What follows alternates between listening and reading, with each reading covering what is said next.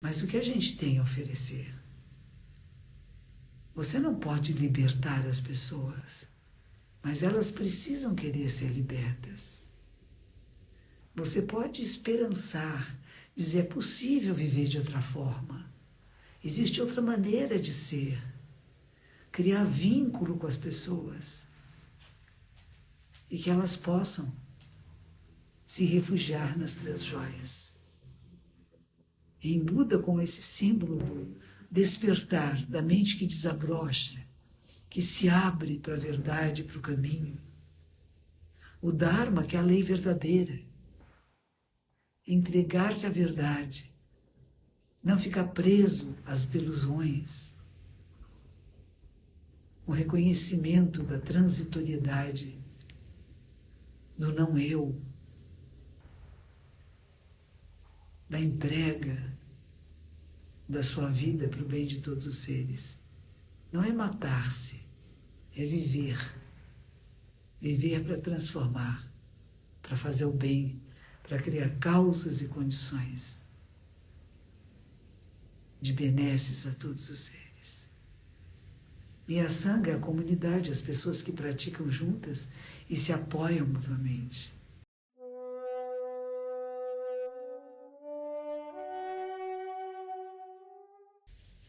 O Dhammapada, é um texto que muitas vezes nós lemos aqui, o Dhammapada Sutra diz: quando o rei Sakrendra estava para morrer, ele percebeu que provavelmente ele renasceria como um burro. Lamentando nessa perspectiva, ele disse a si mesmo: apenas Buda pode me salvar desse destino. Imediatamente foi a Buda, fez prostrações em frente a ele em veneração, mas morreu antes que pudesse se levantar de novo. Subsequentemente se tornou feto no útero de uma burra, né? Algum tempo depois, a mãe burra ficou muito nervosa, quebrou o bridão que aprendia e entrou numa loja de porcelana e quebrou a loja. O dono da loja, vendo o que tinha acontecido, ficou furioso e bateu nela, abrindo seu útero, e o feto novamente foi transformado no rei Sakrendra. E nesse momento Buda disse ao novamente renascido rei: devido ao mérito de você ter se refugiado nos três tesouros na porta da morte, o karma prejudicial produzido pelas suas ações do passado foi extinto. E ao ouvir essas palavras, o rei Sakrendra atingiu o primeiro estágio de Arhat, de Arakan. Esse trecho que eu li agora faz parte do Sutra Dhammapada.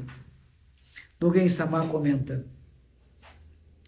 ninguém é melhor capaz de nos salvar do sofrimento mundano, das tristezas, do que o próprio Buda.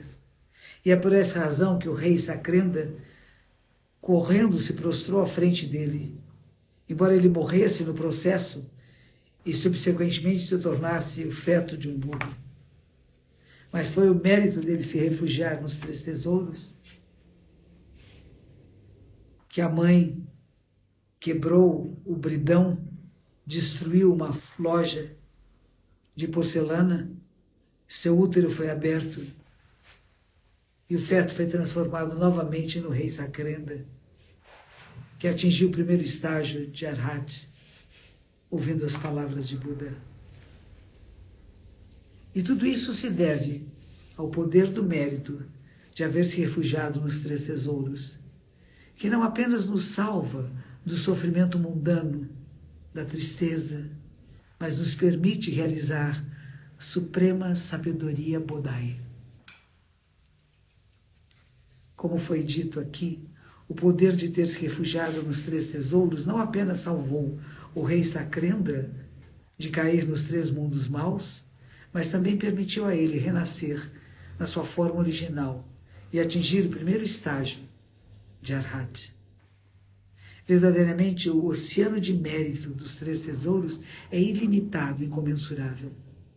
Durante a vida de Buda, há muitos exemplos de tais boas fortunas no mundo humano e celestial. Agora, mais do que 2000 anos se passaram desde a morte de Shakyamuni Buda. Entretanto, tanto seres humanos e celestiais estão perdidos no que fazer.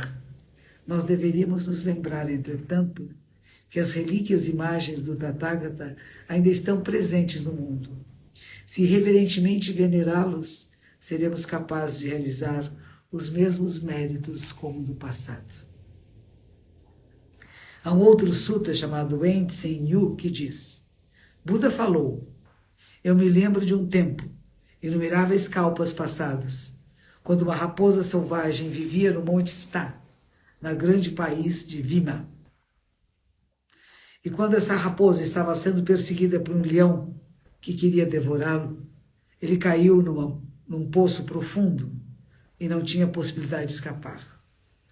3 dias depois, de face com a perspectiva da morte, ele recitou o seguinte verso: Quão infeliz eu sou de terminar minha vida neste poço. Desde que todas as coisas são impermanentes, eu não lamento morrer, embora eu houvesse preferido ser o jantar de um leão. Possa cada dia, cada e todos os Budas ver quão puro eu sou. Ou seja, eu preferia ser comida para um leão do que morrer de fome num poço, né? Esse foi o poema que ele falou. E quando o rei Sakrenda ouviu a invocação da Fox chamando os vários Budas, ele ficou muito comovido e disse a si mesmo: eu vivo isolado, sem ninguém para me guiar e preso aos 5 desejos. E querendo perguntar à raposa por que ele invocou os nomes de tantos Budas, ele desceu dos céus e ficou na beirada do poço, acompanhado por 80.000 atendentes celestiais. Olhando dentro do poço, ele viu a raposa, em vão tentando subir as paredes, com as suas patinhas da frente, tentando subir sem conseguir. E o rei Sakrenda uma vez pensou a si mesmo: tenho certeza que este é um Bodhisattva disfarçado, não é uma raposa comum. E como que tal pessoa venerável seria incapaz de salvar a si mesma? E a fim de resolver a sua dúvida, o rei disse à raposa: o seu poema é muito bom.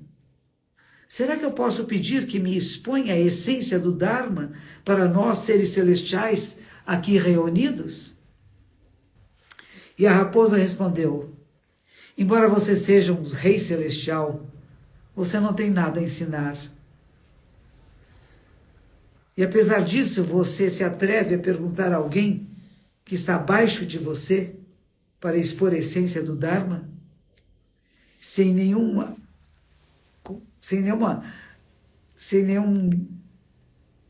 saber a própria etiqueta envolvida? Por que o senhor é tão orgulhoso? Você não sabe que a água do Dharma é pura o suficiente para salvar todos os seres? Ouvindo esses comentários, o rei ficou muito embaraçado. Seus atendentes, pelo outro lado, ficaram rindo em surpresa. Com certeza o rei não havia ganhado nada em descer dos céus.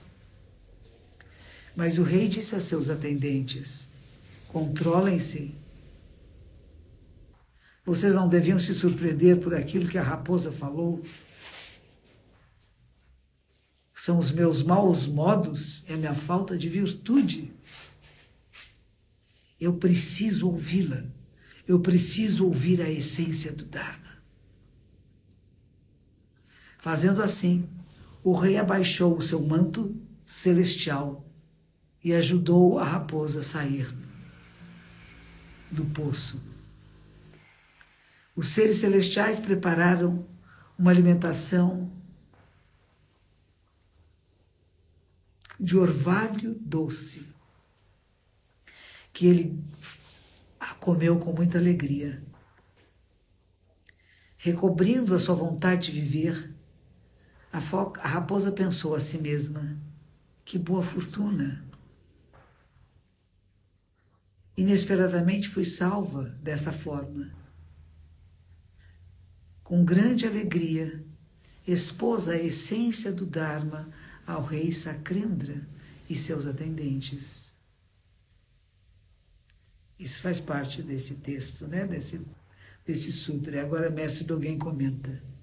O precedente é a história de como o rei Sakrendra fez uma prostração em frente a um animal e o considerou como seu mestre. Pode ser claramente compreendido como é difícil de ouvir o nome de Buda, do Dharma e da Sangha. King Sakrendra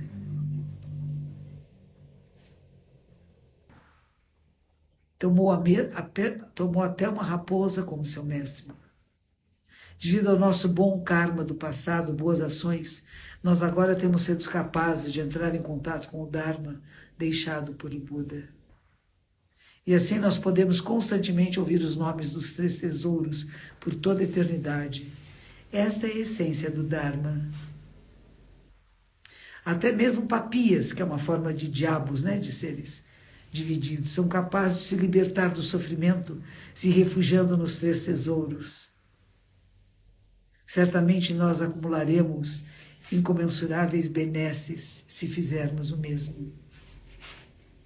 A fim de praticar o caminho, nós, discípulos de Buda, devemos primeiro respeitosamente venerar os 3 tesouros universais, pedir pela sua presença, queimar incenso, oferecer flores.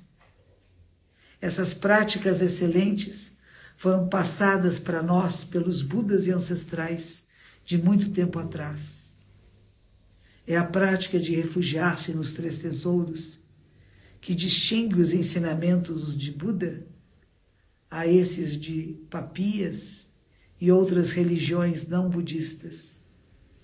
Todos os Budas ancestrais, sem exceção, ensinaram que nós primeiro devemos nos refugiar nos 3 tesouros. Isso foi compilado pelo discípulo de Mestre Dogen no verão do 7º ano de Kencho, que é 1255. Depois do passamento de Dogen Zenji Sama, né? Depois dele já ter entrado para Nirvana, né? Ou seja, são analogias muito pertinentes à Índia e à China daquela época. Analogias que hoje, quando a gente fala de espíritos famintos, dragões famintos, seres em grande sofrimento, nós podemos perceber que eles existem no nosso mundo, né? Não na forma de dragões, mas de seres humanos, com vícios graves, né? Incapazes de se libertar de drogas, de grandes sofrimentos. Como disse hoje o Major Diógenes, né? Esse sangramento constante de uma sofrência que nós que não passamos por isso, não entendemos, né? Mas o que a gente tem a oferecer? Você não pode libertar as pessoas, mas elas precisam querer ser libertas. Você pode esperançar, dizer, é possível viver de outra forma. Existe outra maneira de ser. Criar vínculo com as pessoas. E que elas possam se refugiar nas 3 joias. Em Buda, com esse símbolo do despertar da mente que desabrocha, que se abre para a verdade, para o caminho. O Dharma, que é a lei verdadeira.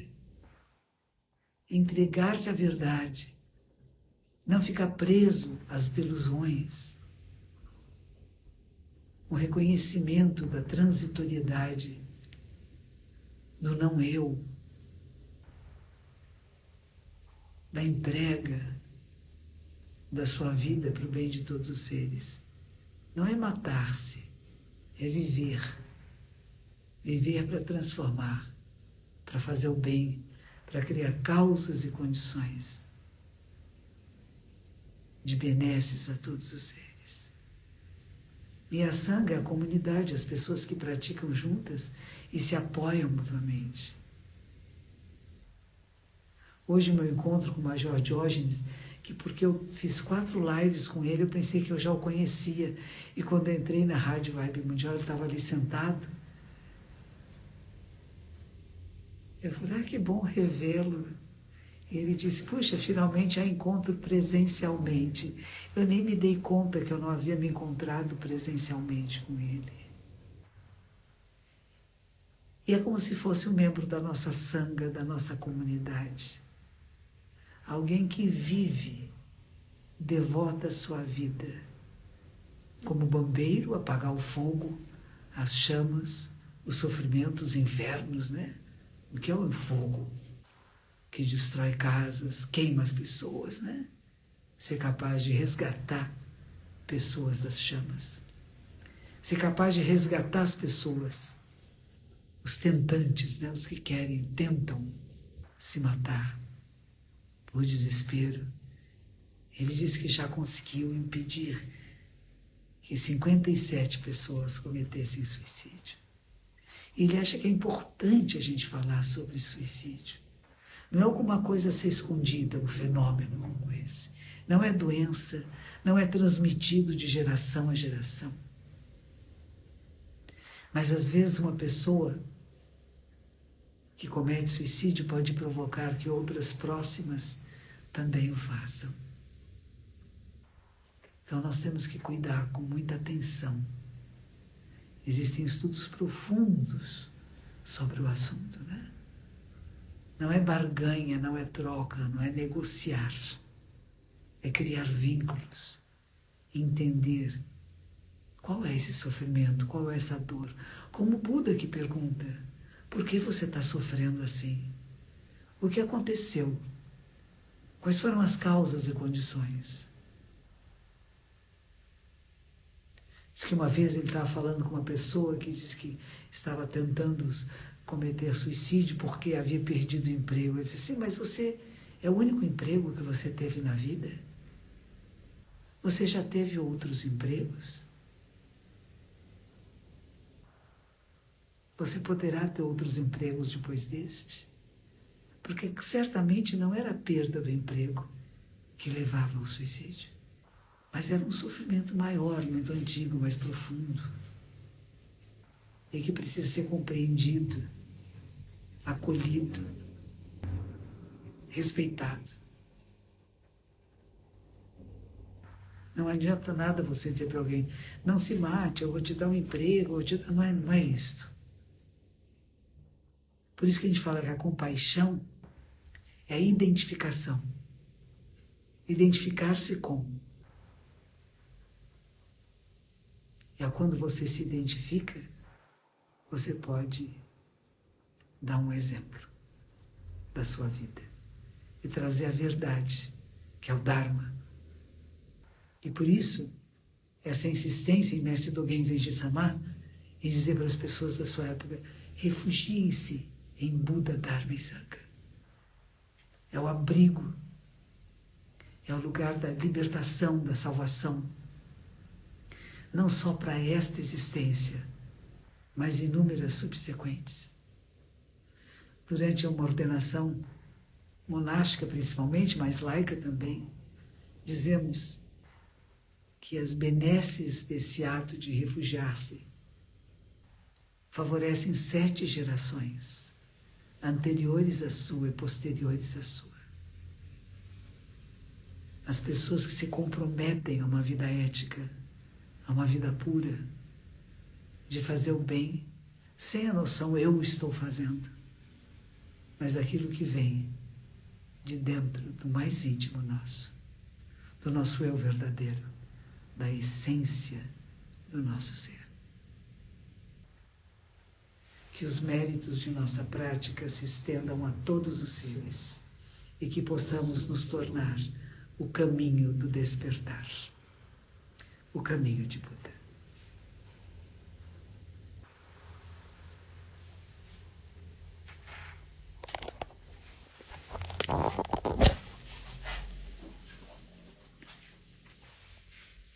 Nós vamos encerrar agora a nossa atividade dessa noite. Algumas pessoas estão se levantando da sala porque vão tocar os instrumentos que fazem o encerramento da prática. Como eu falei, é onde vai ter esse poema que é lido. Primeiro vai tocar o tambor que marca as horas, um sininho que marca os 15 minutos. Depois toca um outro instrumento de som. E no final é o poema que diz: vida, morte é de suprema importância. Não é vida ou morte, vida e morte. Vida, morte. Em japonês é shoji. É inseparável um do outro. Todos vamos morrer, mas não precisamos apressar o passo. Vida, morte é de suprema importância. Perceber, entender o que é isso. Tempo rapidamente se esvai, o tempo está com... E a oportunidade se perde. Nós devemos nos esforçar por acordar, por despertar, para não desperdiçar essa vida humana. Nós podíamos ser árvore, passarinho, minhoca, inseto. Nascemos seres humanos. Vamos apreciar essa vida. Não desperdiçar essa vida.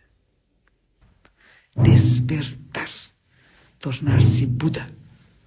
Tornar-se um ser desperto, hábil, compassivo, sábio. Nós podemos. Agradeço a presença de vocês. Tenham uma ótima noite